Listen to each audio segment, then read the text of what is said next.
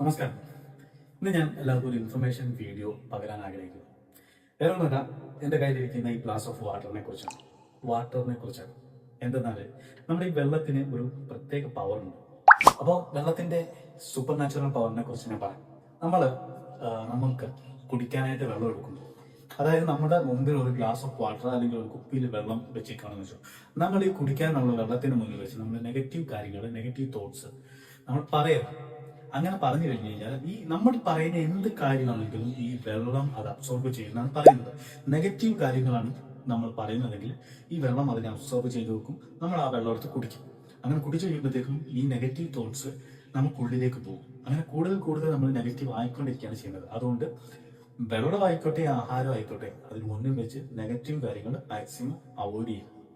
Positive കാര്യങ്ങൾ പറയാം. നിങ്ങളുടെ ലൈഫും പോസിറ്റീവാക്കി മാറ്റാൻ ശ്രമിക്കുക.